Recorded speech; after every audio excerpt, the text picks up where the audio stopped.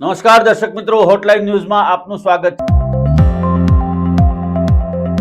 છે। આખરે સુરેન્દ્રનગરના કલેક્ટર રાજેન્દ્ર પટેલના એને કૌભાંડમાં ઈડી દ્વારા સત્તાવાર રીતે પોલીસ ફરિયાદ દાખલ કરવામાં આવી છે।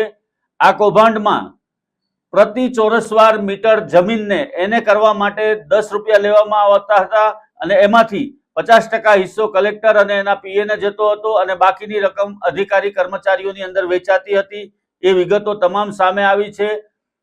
ઈડીની ટીમ દ્વારા 12 જેટલા ડોક્યુમેન્ટ જપ્ત કરવામાં આવ્યા છે, જેમાં મોબાઈલ ફોન, લેપટોપ અને હાર્ડ ડિસ્ક સહિતની વિગતો છે અને આ તમામ વિગતોનું વેરિફિકેશન કર્યા બાદ સત્તાવાર રીતે પોલીસ ફરિયાદ દાખલ કરવામાં આવી છે અને આ મસ્ત મોટા એને કૌભાંડની અંદર હજુ પણ વધારે સ્ફોટક વિગતો સામે આવવાની સંભાવનાઓ વ્યક્ત કરવામાં આવી રહી છે।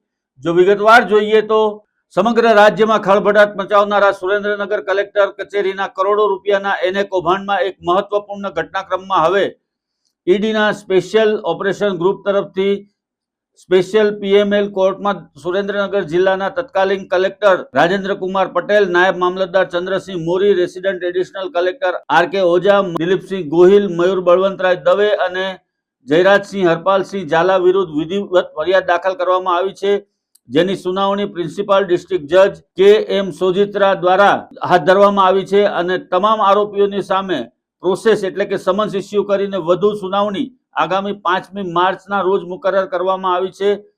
ચકચાર ભર્યા એને કૌભાંડને લઈને દિલ્હી ઈડીના અધિકારીઓએ તત્કાલીન કલેક્ટર રાજેન્દ્ર કુમાર પટેલ સહિતના આ તમામ વિરુદ્ધ જે ફરિયાદ દાખલ કરવામાં આવી છે એના આધારે હવે એમની તપાસ આગળ ચાલશે અને કોર્ટ દ્વારા પણ આ મામલે હવે વધારે સુનાવણી હાથ ધરવામાં આવશે। ખાસ કરીને જમીન બિનખેતી એટલે કે એને કરવાની ગેરકાયદેસર પ્રક્રિયામાં લાંચના નાણાંનું જે રીતે ડિસ્ટ્રીબ્યુશન કરવામાં આવતું હતું એની વિગતો પણ ઈડીના અધિકારીઓને હાથ લાગી છે અને એ લોકો દ્વારા હવે આવનારા દિવસોમાં આ મામલે વધુ કાર્યવાહી હાથ ધરવામાં આવશે।